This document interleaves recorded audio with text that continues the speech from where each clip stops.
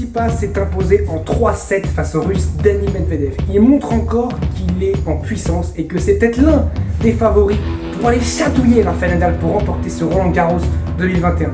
Pendant ce temps-là, les matchs féminins ont été assez fous, avec des matchs à rebondissement pour les 2 quarts de finale actuels. On en parle tout de suite. Je vais voir l'équipe, voilà, on va pas fêter ça, parce que il y a le couvre-feu, c'est ça? C'est ça. Voilà, alors, pas de fête ce soir. Repos. Merci René. Salut à tous, j'espère que vous allez bien, je suis très heureux de vous retrouver pour une nouvelle vidéo. Aujourd'hui on va parler évidemment du jour 10 de Roland-Garros, des premiers quarts de finale, 2 quarts de finale hommes, 2 quarts de finale dames évidemment. Alors ça commence évidemment avec Tsitsipas qui remporte ce choc face à Daniil Medvedev, choc qui n'en a pas été un en finale. 6-3, 7-6, 7-5, le deuxième set a tout joué. Medvedev s'est procuré 2 balles de 7 sur le side de Tsitsipas. Malheureusement, Tsitsipas, ou heureusement pour les fans de Tsitsipas qui étaient très solide, je voyais Medvedev remporter ce match, mais Tsitsipas a été plus fort dans les points importants, il a été plus vers l'avant, plus offensif, plus entreprenant.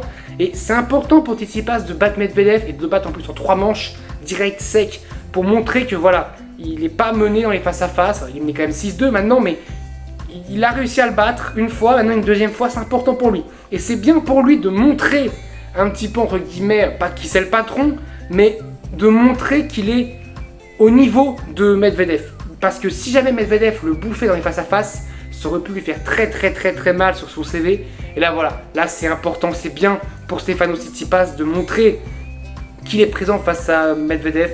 Un très beau match évidemment, un petit peu triste que ça soit sans public ce match-là. Medvedev qui aurait, je pense, aimé avoir du public, aimé être soutenu par la foule de Roland-Garros, par 5000 spectateurs en furie, comme il y a eu pour France-Bulgarie. Il n'y en a pas eu malheureusement pour un vrai match, pas pour un match amical, il n'y en a pas eu pour du tennis, c'est un petit peu honteux. Chez les filles, on a eu des matchs de dingue chez les filles, des matchs féminins absolument fous, de très beaux matchs entre Zidansek contre Badoza et Pavlyuchenkova contre Rybakina.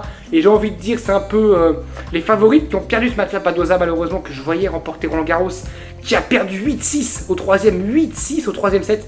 On a eu des balles de break en plus, à si bien jouer le coup, parce qu'elle était moins bonne que Paola Badoza. Paola Badoza était meilleure que Zidansek, mais Zidansek a profité de l'occasion et là, elle est en demi contre Pavlyuchenkova et elle a une chance mais énorme d'aller en finale. Et c'est la même chose pour Pavlyuchenkova qui joue contre Zidansek et qui se dit mais j'ai une chance énorme, exceptionnelle d'aller en finale. C'est quand même dingue de se dire qu'on a une demi-finale. Qui aurait cru qu'on aurait une demi-finale? Zidansek, Pavlyuchenkova, c'est quand même la surprise, on va dire, de ce Roland-Garros, la surprise du chef. Et on aura une de ces joueuses en finale à Roland-Garros. Imaginez-vous quand même, c'est quelque chose d'absolument impensable sur le circuit masculin, mais c'est ce qui fait la beauté du circuit féminin, de surprise. Si on a que l'expérience de Pavlyuchenkova à jouer, c'était son 7e quart de finale, elle avait perdu les 6 précédents, elle avait remporté aucun quart de finale sur les 6 précédents, dites-vous, et là elle remporte son 7e, c'est beau pour elle, franchement la symbolique est belle pour Pavlyuchenkova. Contre Zidansek, elle a une occasion énorme d'aller en finale et je pense que ça va être un match sous tension. Ce match-là, jeudi, va être vraiment sous tension parce que c'est 2 joueuses qui savent qu'elles ont une chance énorme d'aller en finale de Grand Chelem. Et après, tout peut arriver en finale. En finale, c'est une finale, ça se joue sur un match, n'importe qui peut gagner là. Elles ont une chance énorme. Et je pense que ça va être un match avec beaucoup de pression, beaucoup de tension parce que c'est 2 joueuses qui savent que c'est une chance monstrueuse. Il n'y a pas Serena Williams, il n'y a pas Osaka, il n'y a pas Barty, Swiatek elle est de l'autre côté du tableau. Franchement, il y a une chance mais énorme pour une de ces joueuses et alors moi je vois bien Zidansek elle en finale. C'est Zidansek, Badoza fallait aller la chercher, Rybakina aussi fallait aller la chercher. Mais Zidansek pour moi va peut-être plus battre Pavlyuchenkova qui, même si elle est plus vieille donc plus expérimentée, peut-être que la fougue de la jeunesse Zidansek peut remporter ce match. Franchement j'en ai aucune idée. Pour moi c'est presque du 50-50 parce que il y aura tellement de tension sur ce match qu'il n'y a aucun. En fait c'est la psychologie qui va jouer, c'est le mental qui va tout faire je pense parce que au niveau tennistique, je pense qu'elles sont un petit peu similaires. Même quand on est en demi, de toute façon, c'est qu'au niveau tennistique similaire. Mais je pencherais peut-être un tout petit peu plus avec 51-49 pour Zidansek parce qu'elle a battu Badoza et je trouve qu'elle était plus solide que Pavlyuchenkova qui a eu des petits moments un petit peu de creux.